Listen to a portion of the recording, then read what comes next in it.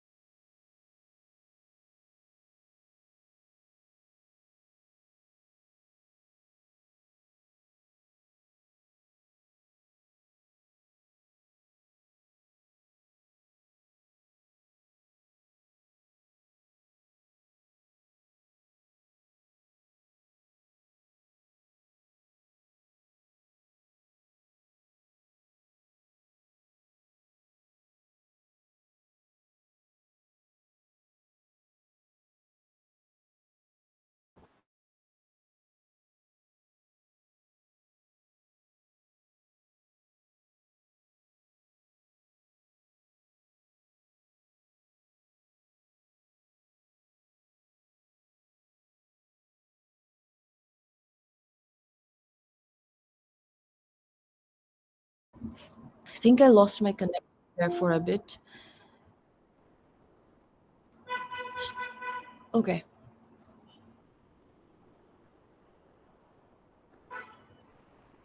So how does it help us? And the basically what kind of studies are done in each of these subfields, and the careers that are based off on these subfields, right? So these will be the most things that you have to focus on in this in this chapter. And for your let's say for MCQs, I think it would be better if you just go on to the, again, what is anthropology, right? What does holism mean? How is anthropology and holistic approach? And then maybe, let's say, a bit about you don't need to really focus on ethnography and ethnology for this quiz, right? And you don't have to go through these as well. So is it clear from chapter 1 what you have to do? Any questions from this particular chapter?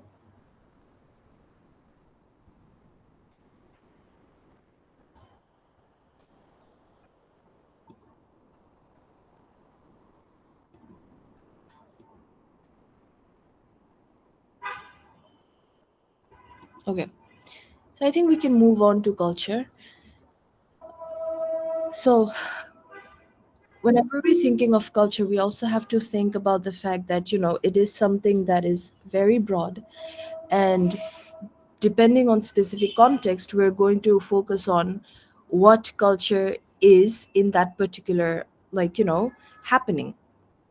And we don't have to think of it in a way that, culture happens in a vacuum. It does not. It takes, years and years to build up. So whenever we are thinking of culture, we have to focus on, in which particular way are we basically referring it to. Is it based on our norms and understanding, or is it based on the customs that people are, adhering to, or are we talking about specific subcultures of the majority that we're basically taking into the culture as a whole, right?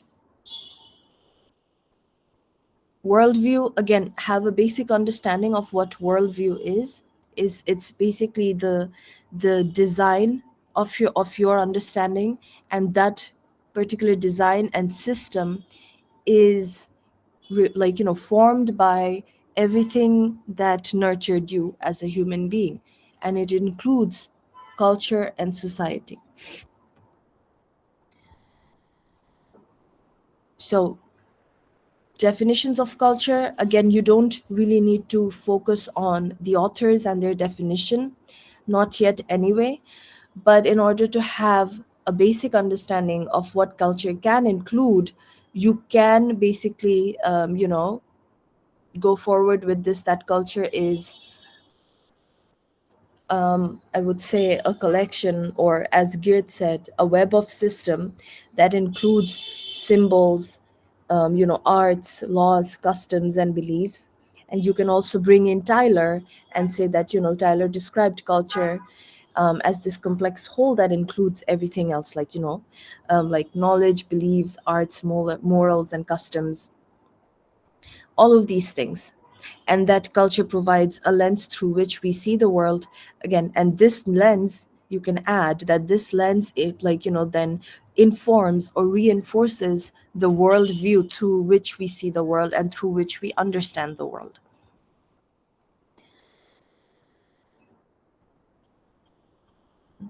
I think then we have to, this is very important, like culture is learned. Learned as in what? This is highly discussed in your book, and we've discussed it in our classes as well, that culture is learned in the sense that, no one is born with culture. People, um slowly, culture seeps into them, right? People are taught culture, and wherever you go, this is like a process that is never ending. You're always learning about culture, your own culture, and you're giving back to your own culture, because this is something that is ever changing. And whenever you move to a different city, or you move to a different environment, you're going to adopt some customs and rules of that culture and adapt yourself as well. And when you do that, you become this person that has so many capabilities and so many knowledges of other culture, that it shapes and, it essentially makes you this person that carries so many elements of different cultures, right? And all of these things are learned. It's not something that you were born with, or have, any particular idea before you were born. But the essence of culture actually starts from very early on, but you so slowly start to, as you grow up, you start to recognize them. And when you have that kind of consciousness, you then decide which of the traits you're going to carry forward, or teach to your children, or to other children, and which traits you rather not talk about or practice anymore.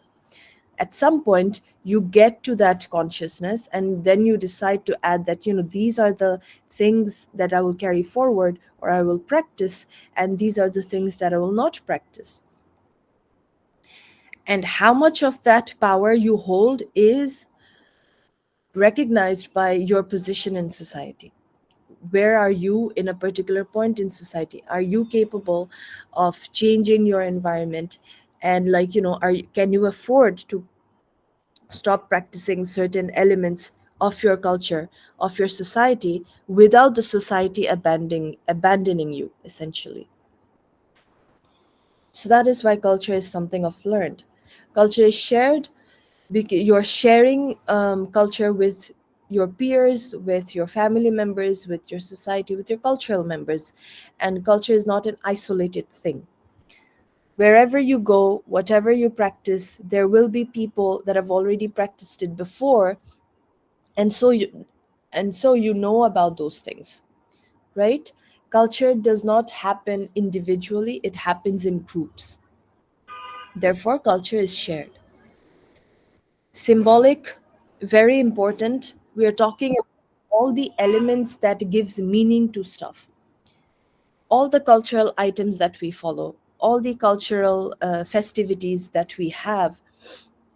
And just think about it, individually, our life and our things, all the small things that we do has so many symbols, as is when, like, um, the fact that there is someone who prepares your food when you wake up, and you get to eat them, right? That is symbolic. When you pass by the crowds and you understand certain body language, right? And understanding that body language, you move out of the way, or you are hurrying, the person crossing against you, they understand that you're hurrying, so they step aside just by your body language. That is also symbolic. You are understanding particular symbols. If you go to a salon, especially men's salon, right, without even talking, you understand that environment. That environment has its specific norms that you are accustomed to, that that you're knowledgeable. And those things are symbols. So symbols can be verbal and non-verbal, right? And it stands for something else. It is not what the physical object is, or what it constitutes. You give meaning to symbols, and therefore symbols are meaningful, and it holds a power over you. So you feed off of them and they feed off of you. And by you, I'm not talking about individually, I'm talking about culture as a whole, that where its powers come from, right? Have you guys read the book Lord of the Flies? It's a very old book. um, and normally, it was part of literature. Anyone aware, familiar with the story of Lord of the Flies? So it's about this book about a group of schoolboys who were traveling from a competition, and they were going home, and their plane crashes, right? And they land into this isolated island. And these boys are they're children, aged between no more than 13 and even younger, so as young as 6 or 5 year olds, right? So these boys, they crash into an island, and all of the adults, the chaperones and the pilot, they die instantly. And many of the other children also die, but a few of them survives. Throughout the entire book, they don't mention exactly how many, because it was an all school, all boys school, right? Throughout the book, it does not mention how many boys there were in that plane, and exactly how many survived. This is to give a mystery, and to basically for the readers to think about that there must have been so many other boys that could not survive on their own, and they died, right? Gives you that awful lingering feeling, that haunting feeling. But there were some boys who grouped together, right? And when they grouped together in order for survival, immediately there were clashes, and they started to come up with these different rules, that who's going to be a leader, or how can we choose a leader so that the leader can, like, help us decide things from now on, since we have to survive this island. How the food will be shared, how will be, and these are children that we're talking about. So they're already forming a kind of government in order to basically keep order. And not only that, they have come up with these rules that they got a conch shell from the beach. It was a very big conch shell, and they said that whoever holds this conch shell has the power to basically talk in a meeting. You cannot raise your hand and start talking, because when that happens, there is chaos. Everyone is talking over other people. So the conch shell becomes a very big symbol of authority, of power. Whoever holds it, everyone has to stay quiet and listen to the person holding the conch shell and talking. And when they're done, they will pass the conch shell to other person who wants to talk. So the conch shell as is just a seashell. It doesn't hold any other symbol other than the fact that it's a seashell. But when you take when you give meaning to it, right? And it happens randomly. When you give meaning to it, the conch shell becomes a symbolic power. So symbols across cultures are similar, are kind of like that. I cannot hear. Am I not audible to you guys? Yes, ma'am, Yes, you are audible. ma'am. You are. Asfia, is it because you're in a crowded place, or maybe you're having some kind of problem from your end? Try joining again. Try exiting and joining again.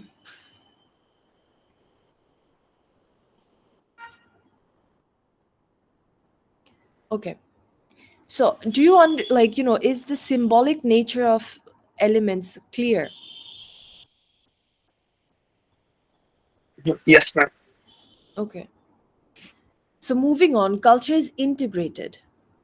The, by that I mean that there are many elements around culture, because we've discussed that culture has, let's say, festivals, it has norms, it has values, it has customs, it has institutions, right? It has, like, it informs how one particular religion has to be practiced, all of these things. So these elements are not isolated, and they're not operating out of a vacuum. They are not haphazard, like things that are flowing about in this symbol or webs of meaning that we call culture, right? It is all integrated in the sense that it all makes sense in that particular culture. They're all interrelated and interdependent elements. And that's why things are like, culture is integrated. It one thing informs the other, and the other thing informs the next. And by informing, I mean influences and how it shapes it, essentially. So if an education system within Bangladesh, we have this element that children will go to school, schools will be this many hours, and it is not expected that children will learn everything just by going to school. The culture is that there has to be coaching centers, or there has to be private tutors for the child to basically do good. This is part of our culture, but in other cultures it is an expectation that children will not need any kind of extra help, because they're going to school and the school should be enough. If they need extra help, right, if it's a if it's a very very gone case, the teachers will be able to provide help, and it will not cost extra money. So that is that idea, right? So one thing is informs the other, and the next and the next, especially with the societal rules and norms as well. Culture is pattern system. It's it's like similar with having different elements. Everything is a pattern, and these patterns change continuously. They keep on changing, since culture is not something that remains fixed, right? So the change, by the patterns I mean the change in culture. They're going to look at each patterns that are continuously changing within a culture, right? And then it's adaptable and changeable. That this is similar, and this is um kind of like joined with the pattern system. Let's say, for example, um, pre-COVID and post-COVID educational institutions, or pre-COVID or post-COVID, um, children and how they're taking education in. And even more importantly, let's say, students who are, how they were going through about, or how they're going about schools and universities before ChatGPT, and how they're going through right now, right? That is a pattern that anyone can specifically focus on. And similar to that, there's so many other patterns as well. Let's say the patterns of, how politics is being played right now, before the July Revolution and post July Revolution. Similarly, there are anthropologists that studied um, post, 19 yes, it was separated. So 1941 is when 1947 is when the partition happened, right? So post partition and pre partition of Bengal, India. And there's so many more patterns just post partition or pre partition itself. So each of the changes that happens in a society, you can talk about them as patterns.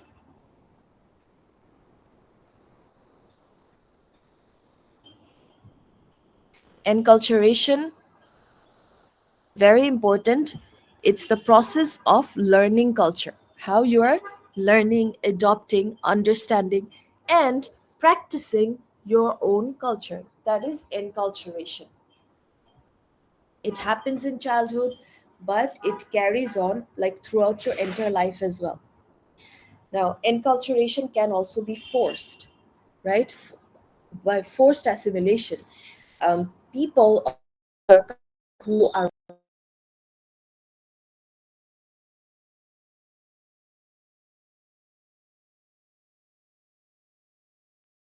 adopt or get enmeshed within their own culture, the dominant culture who took over, essentially.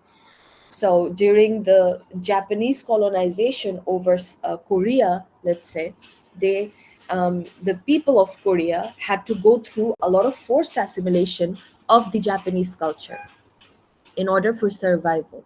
It wasn't a choice for them, they were forced into it. So the enculturation process that they went through, right, the Koreans going through the Japanese enculturation, and the children, specifically the children being born at the time, rather than getting the pre-colonial version of their enculturation, they were now being encultured into their colonial powers, right? Whoever possessed them. That is forced enculturation. If you're born into a free land, right, that particular culture that you grow up learning, grow up inhibiting that culture, that is also enculturation. Hybridization is a person adopting many different cultures, growing up, or let's say you have moved to a different culture, right? And you slowly start to adopt them. Not only that, when you end up having family, your children carry forward not only that culture, but also your culture, your cultural process. So think of children of immigrants, right? They have their parents' culture, and they also have the culture that they're born into, a hybrid. Or think of children of mixed ethnicities, right? Um, African with let's say Japanese with Chinese, right? Latin American with Mexicans, Mexican with Indians. So these are mixed heritages that the children are getting, right? So they will grow up with multiple culture. Their enculturation process will be hybridized version. They will have more than one culture that they're essentially learning about.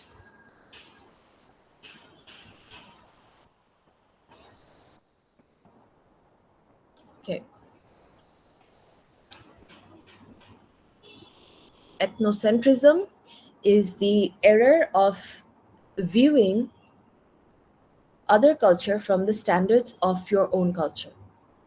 And those standards are essentially built up by the culture that you are born into. Your values, your customs, your behaviors, like slowly designs your your cultural standard. Similarly, people from different culture have their own cultural standards, right? And from that understanding,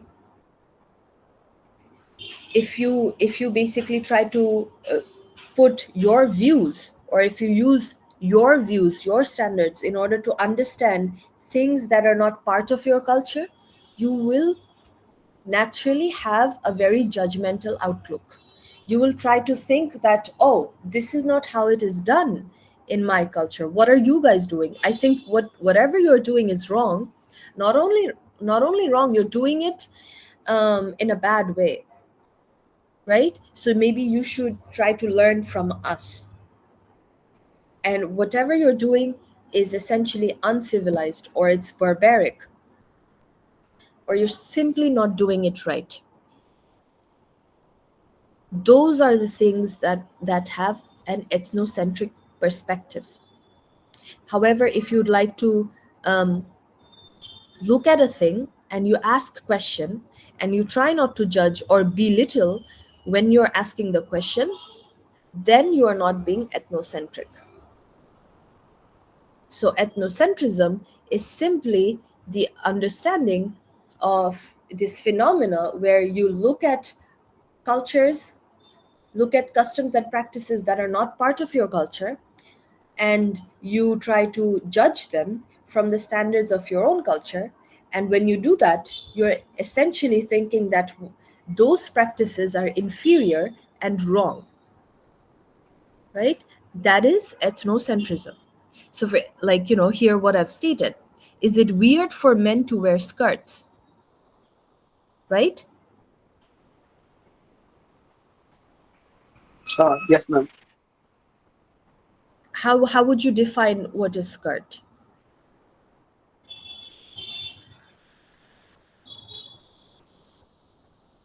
So in many cultures, like, men wear skirts. In our culture, men wear skirts. We don't call it skirts. What do we call it?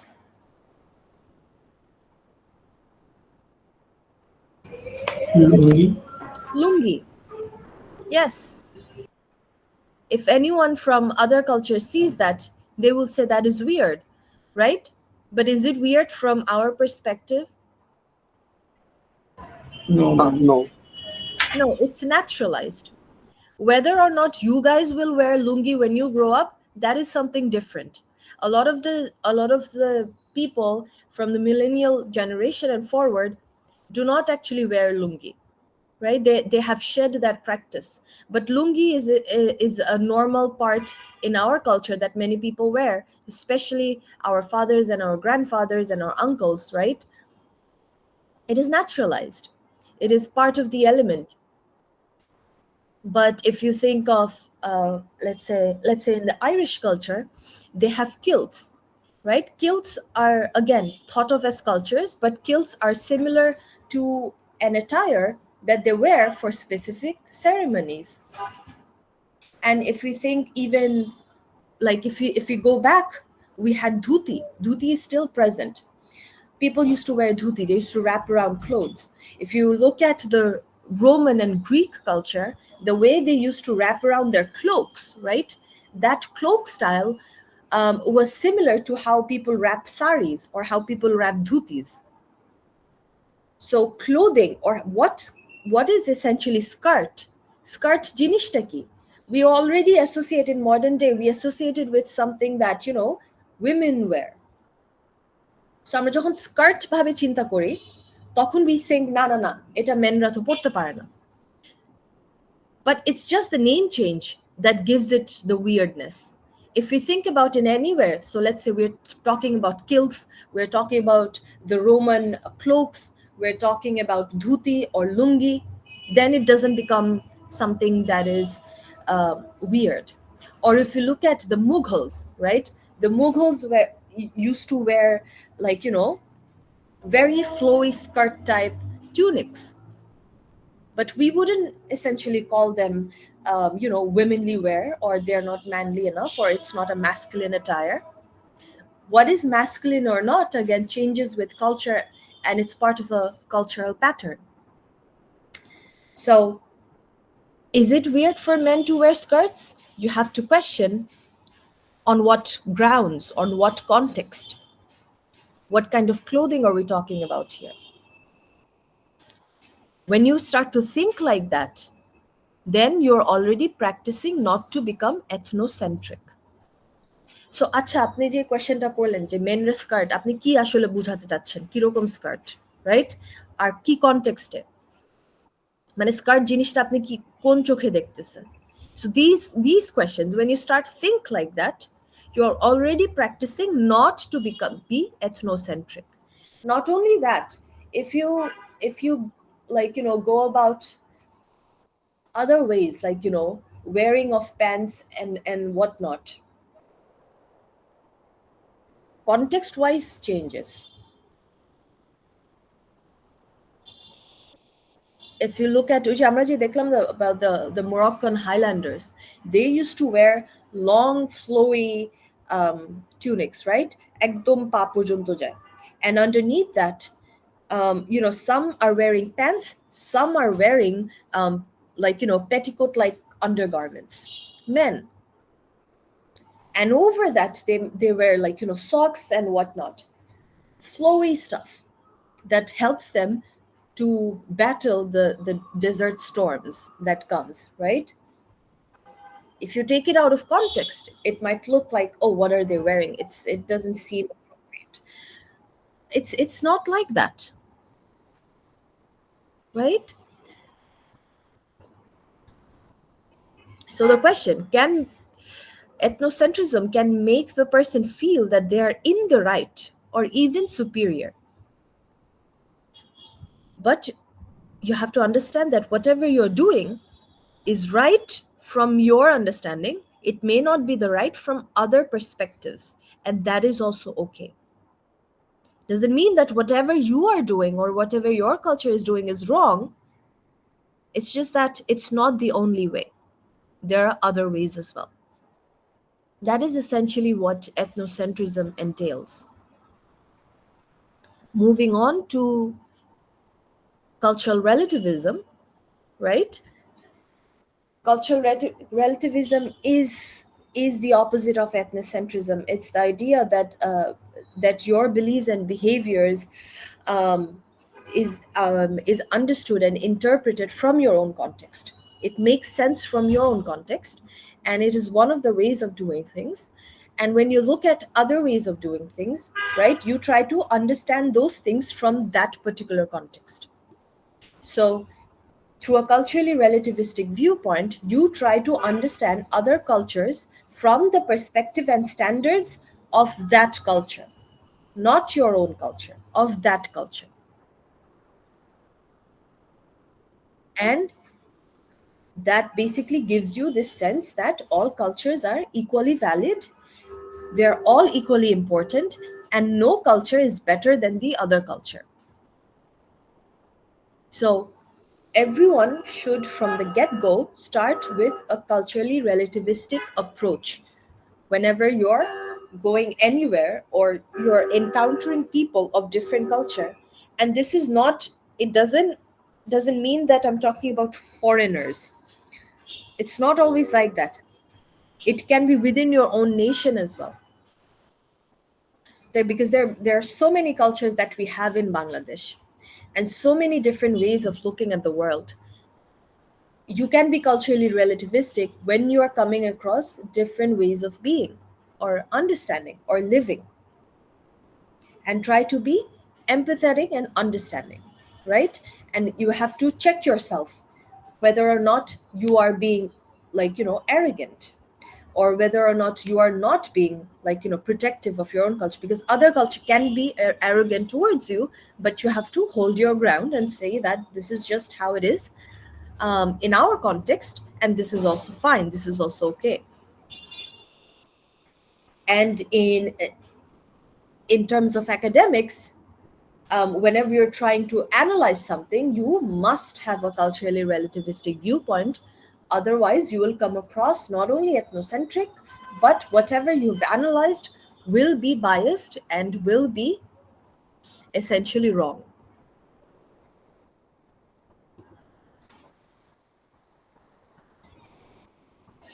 Now, moving on to diffusion. Again, these are mechanisms of cultural change, right? Diffusion happens because of trade. It can be forced.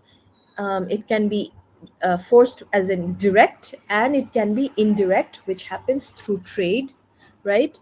Diffusion is the exchange of ideas, resources, goods, and services, and it used to take years and years. Now, because of globalization, diffusion happens in a matter of seconds. But again, it has been happening before colonization, so it's very old, because civilization has been in contact with each other for a very, very, very long time. Now, within forced diffusion, you can include assimilation, forced assimilation that happens through colonization, capturing, conquering, genocide, right? And indirect elements can be indirect use of power. So dominant forces of, the global powers taking the reins and changing direction, telling people what is good, what is trendy, what is cool, what is uncool, right? Invisible powers that the globalized corporations do. That is also a form of diffusion, indirect form of controlling things that are getting transformed, that we have here. um, and the reason why um, elements of our indigenous foods are, becomes a common culture in foreign lands as well, all because of different ways of diffusion. Acculturation is the process of change that happens when multiple countries, multiple nations, and multiple cultures exchange with one another, and through that exchange, they transform one another and one another's culture. That is acculturation. So the indigenous people being accultured into the settler culture, they have to in order to survive. The immigrants, when they migrate to Western countries, they slowly get accustomed, accultured into their dominant culture. And the dominant culture gets changed in many of the ways because of that. And the immigrants also change themselves. They do not shed their own culture, but they adopt other cultural elements as well. That is acculturation. Globalization is again the exchange of ideas, technology, business, goods and services, export, imports, everything that is happening in a global scale, in a very fast forward sense among nations, with the understanding that you also have to think of like currency appreciations and depreciations. You have to understand the global politics, the geopolitics of trade. So many of these things, for example, when America nuked Iran in a small scale comparatively, because Iran bombed US bases in Qatar. Many of the people were against America trying to cause a war against Iran, which will lead to World War III. And not only that, because Iran had the power of controlling the oil prices and also of controlling the supply of oil, because they are in power of the Strait of Hormuz, through which most of the dealings are done. So if they were able to restrict oil, the entire every country would have gone through an oil crisis, which would have made very difficult not only for businesses but for common people who are not even part of that conversation to suffer. Many would, and these sufferings would have happened at a, again, a global scale. So because of globalization, all the nations are now interdependent. They cannot live without the survival of the other, because they're only now making goods that they can trade with, goods that they actually need. No country is now completely independent, well, except North Korea. North Korea is the one that do not engage in global power as much as every country, so they are independent. They can take care of themselves. War will not impact them instantly the way it will impact the rest of us, right? So, this is what globalization did. All the countries became interdependent, and if a war happens, everyone will suffer, because you are surviving for your basic needs, um, like, let's say, onions and potatoes from India. Now, if India goes against you, you won't be able to survive. Vice versa, India, um, survives on many of the things that are, again, traded with Bangladesh, right?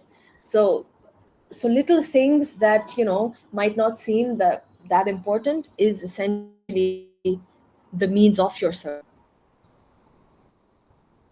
Us versus them dichotomy, right?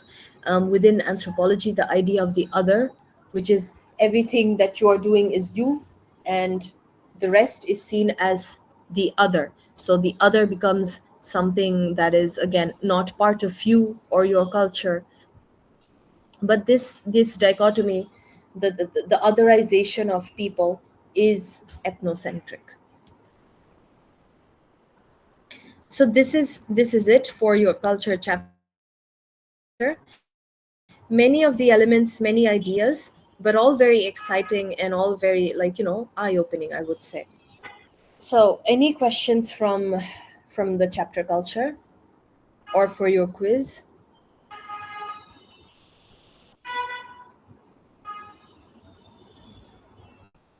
এখন কি সব concepts, is it much more clear?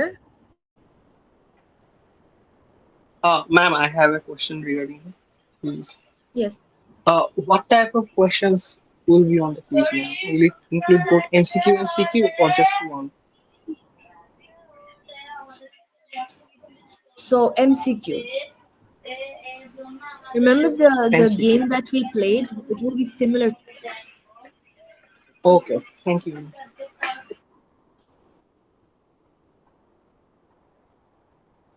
I mean, it's not going to be as easy, but again, you have to read through it a bit more in order to understand it. So your quiz Okay, ma'am. will be 30 minutes. So the total timing will be 30 minutes. But before the quiz, we will have a class, right? And then at the end of the class, I will take the quiz. Again, if you're late, if you're more than 15 minutes late to the class, you cannot sit for the quiz. So that is very important to basically just keep that in mind.